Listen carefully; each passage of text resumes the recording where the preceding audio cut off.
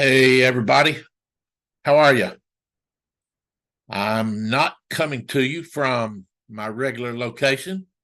I'm in an alternate studio today, but it's Monday school, and I hope you're ready for another time of Bible study together.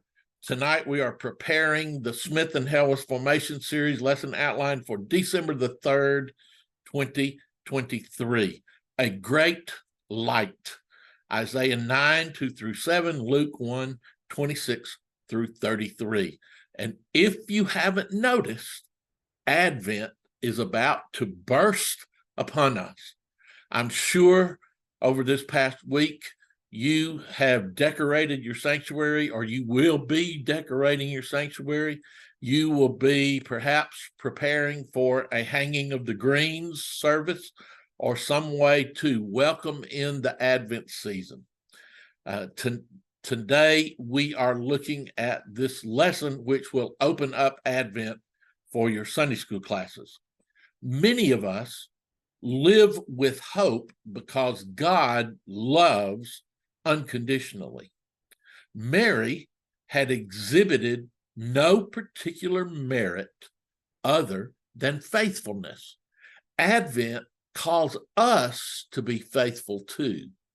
God is doing miraculous things in our world. Advent calls us to accept the miracles of God's activity, to accept the miracles of God's activity. And how do we accept that the miracles are real? By getting in touch with the mystery of God. Many of us are uncomfortable with the mystery of God, but that is the only way that we can explain what happens during the Advent season. God's true blessings await those of us who follow faithfully and live as vessels of God's redeeming love. Isaiah calls the people to walk in a light that is piercing the darkness. Luke tells us that a wonderful thing is happening to a young peasant girl, even though she was not too keen on it. And so we look at this lesson and we hear these words from God today, understanding that it is the mystery of God that makes God so appealing and makes God so real. I know those words are in juxtaposition with one another, but that is the case. So I would encourage you to do two things. Number one, don't rush to Bethlehem. Don't rush to get to the manger. There are so many things happening this Advent season in these passages that we will be looking at. Don't be in a hurry to birth the baby. The second thing I would encourage you to do is to embrace the mystery of God. One way we do that is by prayer practices. And you can go to upperroom.org and see all kinds of different prayer practices.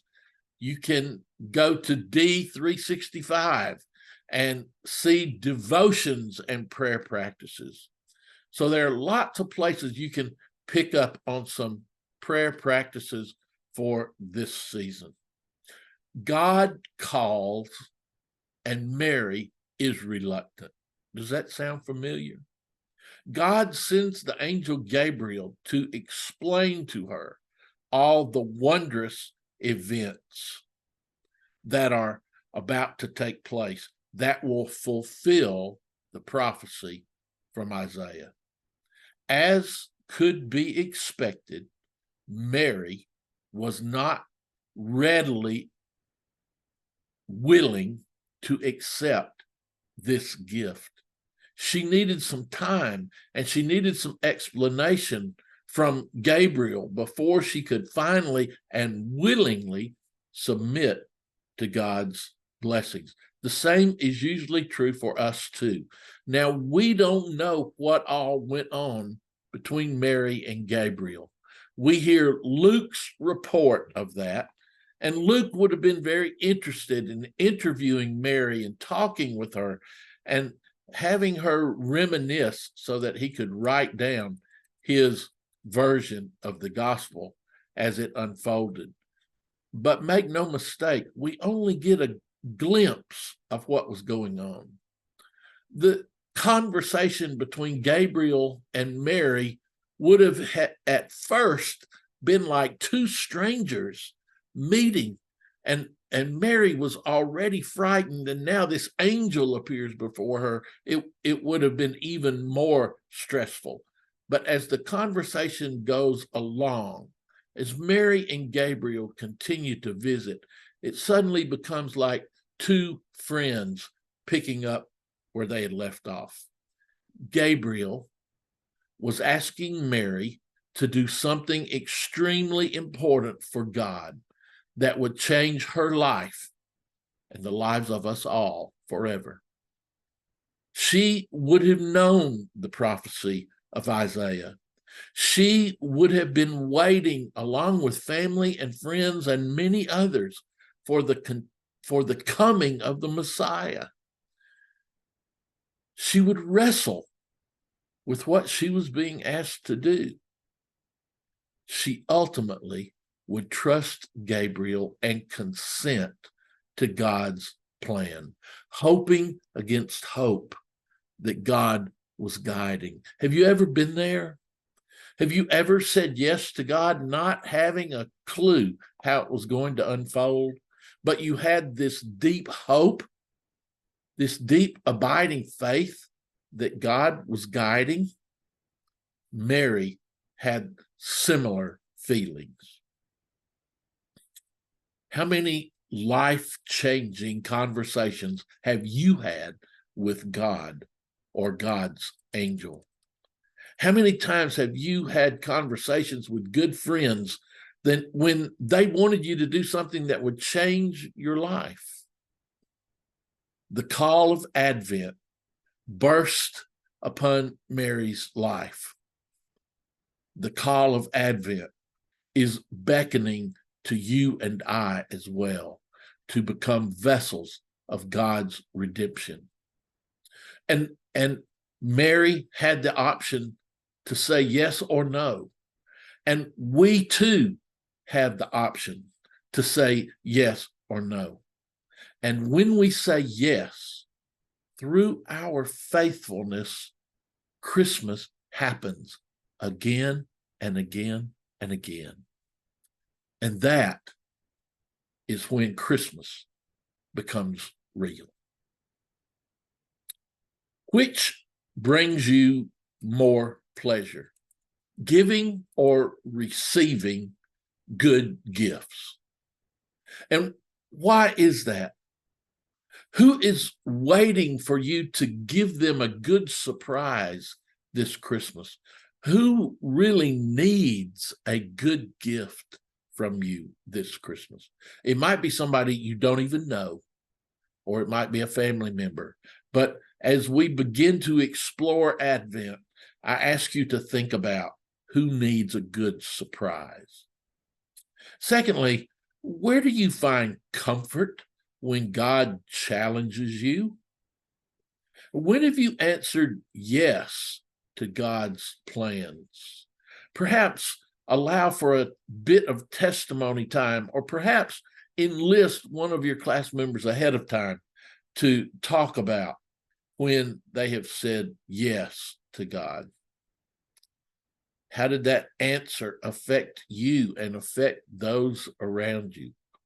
And if you had it to do again, would you still answer yes? Mary, if you had it to do again, would you still say yes to God? That would be a fascinating question to ask and to listen to Mary's story. In my own life, there have been some significant yeses that I've had to wrestle with. The call to the gospel ministry was a significant yes that I would say yes to, I would run from, I would say yes to again, and finally I would embrace. And that was one of those mysterious times As Gail and I were headed to Louisville to go to seminary, we had less than $500 to our name. Neither of us had a job. We had a 4-month-old baby girl. As we pulled out of our driveway in Georgia, Gail said, "How are we going to make it? How is this going to work?"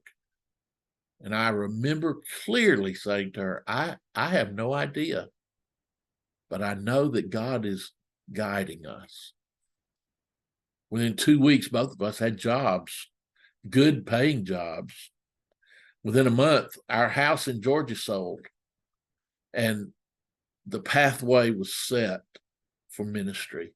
I said yes to God's call, but Gail also had to say yes to God's call. It's a mystery, my friends. I don't know how God works. I just know that God works. And I'm living proof of God's love and God's support when we are faithful. And so as we begin to examine this passage, what is the word from the prophet, and why these words? And what is this great light that is being mentioned in verse 2?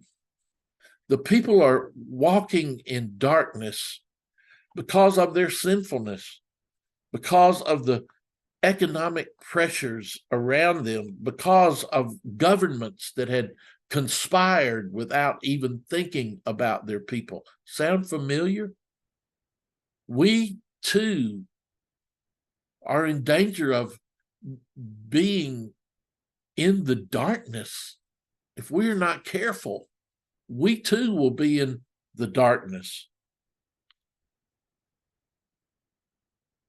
But Isaiah says, "But a child will be born that will be mighty God, everlasting Father, the Prince of Peace." Isaiah is saying the Messiah is coming, and darkness will never overtake this great light. And then we move to Luke and we see the conversation between Mary and Gabriel and what will transpire between them as they talk about this Messiah and the plan that God has in place.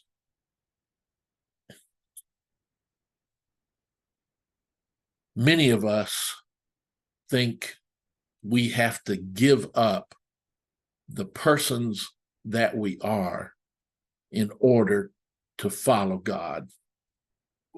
In order to be obedient to God, we have to give up our personality. We have to give up our gifts. We have to give up the things that we like, and we have to surrender our loves and hopes and dreams and go far away on some mission field to destitute people. And in that, we are following God's call.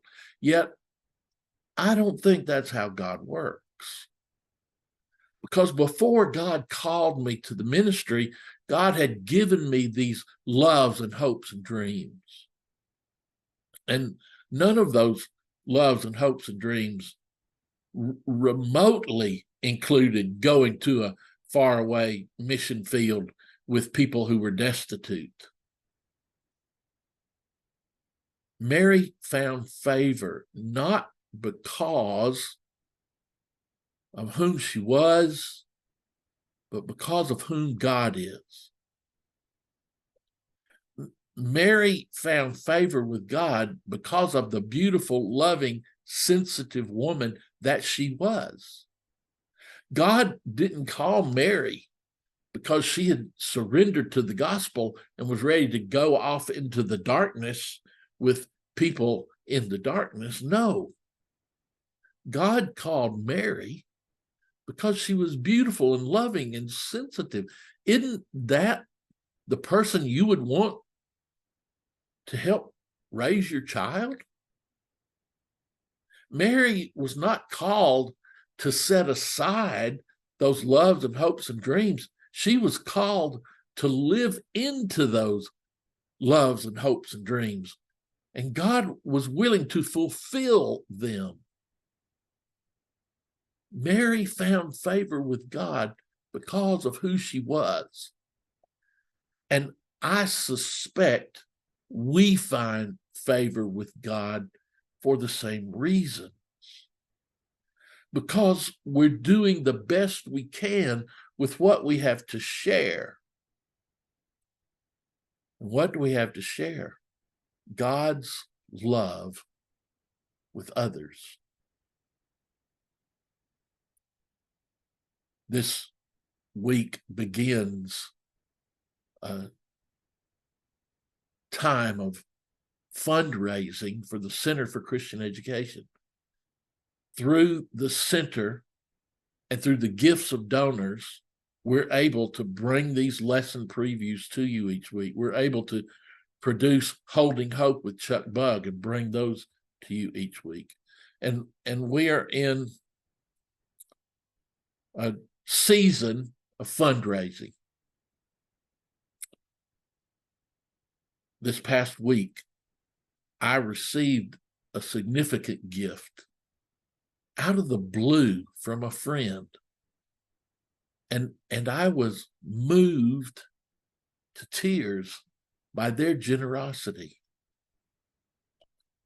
A beautiful, loving gift that caught me off guard. And I had to stop for a moment and just be thankful unto God. I suspect Mary had some of those same kind of moments. Not giving up everything, but living into everything. Debbie Thomas from the blog Journey with Jesus says this: Mary made herself available, and so must we. If we are going to follow Jesus at all, we have to do it within the unique particulars of our lives. I want to share that with you again. If we are going to follow Jesus at all, we have to do it within the unique particulars of the lives in which we live. In other words, we serve God in our context. We serve God in the particular community, culture, family, vocation where we find ourselves. And we have to trust that God appreciates our intellects, our memories, our backgrounds, our education, our skill, and that God will multiply and shape and bring to fruition everything we offer to God. I was in a church several years ago, a church that I had served previously in my ministry. I'd been gone for 25 years, and this church invited me back to spend the day with them. Between Sunday school and church, a friend came up to me that I hadn't seen or had much contact with in the time since I had left that church, and asked me this question: are you the same person you were when you were here? Are you the same person now that you were when you were here? And I paused for a moment. That's a great question. I paused for a moment, and then I looked into the eyes of my friend and I said, no. Are you? And that question caught my friend as well. For a moment, we just looked at one another. I am not the same person now I was when I started ministry in 1975 with a group of young people in Milledgeville, Georgia. Life has taken me along lots of different journeys, and I am not that same person. But I do carry some of those qualities with me. Some of those hopes and loves and dreams are still with me, but I am not the same person. Mary was formed by the context in which she found herself. I have been formed by the different cultures and communities where I have found myself. And I do trust that God prizes my intellect. I do trust that God appreciates my skills. And I do hope that God continues to multiply my gifts and shape my gifts and bring to fruition all that God has given to me. Mary would have known this prophecy of Isaiah. She would have known a child is going to be born. She would have known that this child would be Wonderful Counselor, Mighty God, Everlasting Father, Prince of Peace.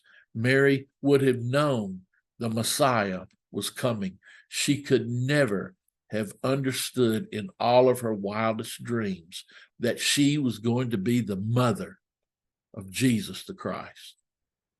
Yet she was open. Challenge your class this week to put themselves in Mary's position.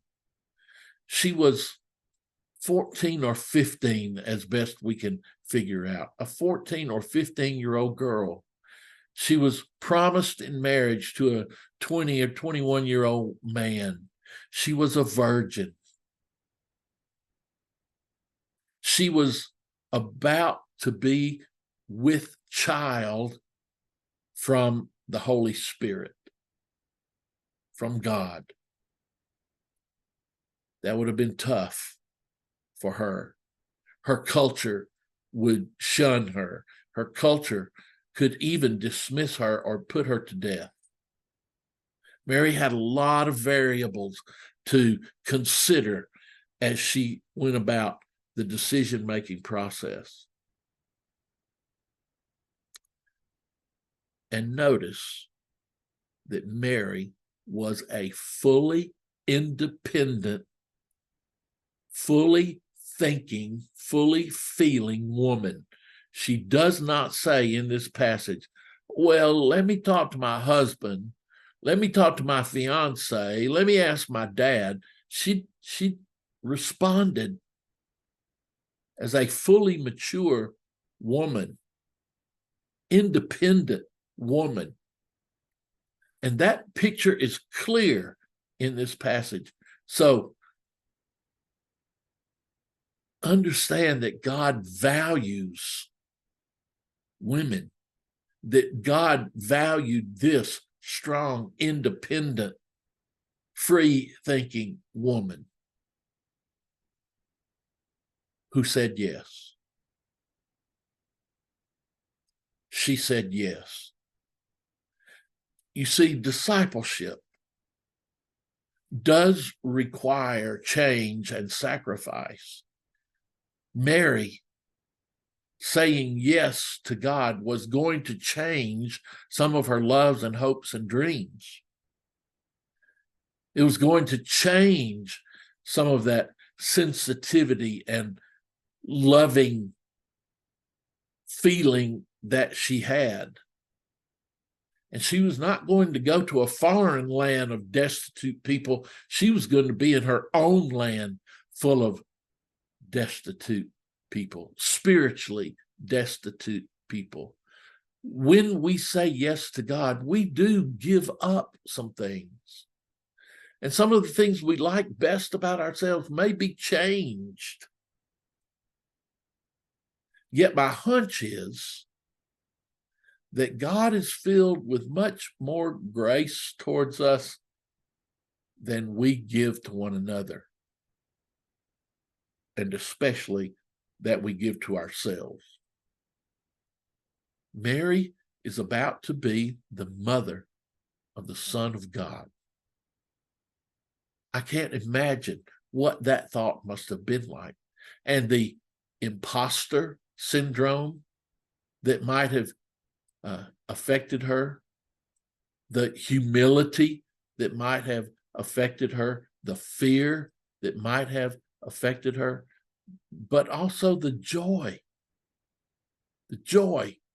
of this gift. Justice and righteousness are going to be fulfilled in this child that she is going to give birth to. And it is significant that Mary and Joseph, two commoners, two very independent, free thinkers, say yes to God. And so Gabriel visits Mary. Another angel, or perhaps Gabriel, would also visit Joseph, and they would have conversation. British poet U.A. Fanthorpe shares in her poem BCAD these words: "This was the moment when before turned into after. This was the moment when nothing happened. Only a dull, barely noticed peace that poured over all the earth. While it was earth-shattering, dream-breaking for Mary and for Joseph, Fanthorpe says this was a moment when nothing happened. Only a dull, boring peace poured over the earth." Mary was not seeking favored status. She was seeking faithful status. And Gabriel says, "You have found favor with God." God says those same words to us today. We have found favor with God. Through the gifts and abilities and talents, through the contexts of the communities to which we belong, God has also been forming us and reforming us and smoothing off our rough edges. We are not the same people today that we were 10 years ago. And God says to us again today, are you willing to serve me? God asks us that question. Are you willing to serve me? And we say, yes, God. We're here. We're here in Sunday school on Sunday morning, for goodness sakes. We're here in church on Sunday morning, for goodness sakes. Yes, God, I'm willing to serve you. And God asks again, are you really, do you really mean it? Of course, God. I'm here in Sunday school. I'm here in church. 75% of the world does not come to Sunday school or church. I'm here. I should get credit. And God says, not about credit. Are you willing to take the gifts and abilities and talents and hopes and dreams and loves that I have given to you and use those for good in my world? Are you willing to be a vessel of redemption to the world? Are you metaphorically willing to give birth again to my son?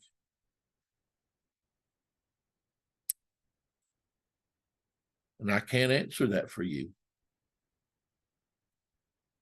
because I know the changes that would be required, because I know the sacrifices that might be in front of you, because I know the challenges that come with being a disciple of Jesus the Christ.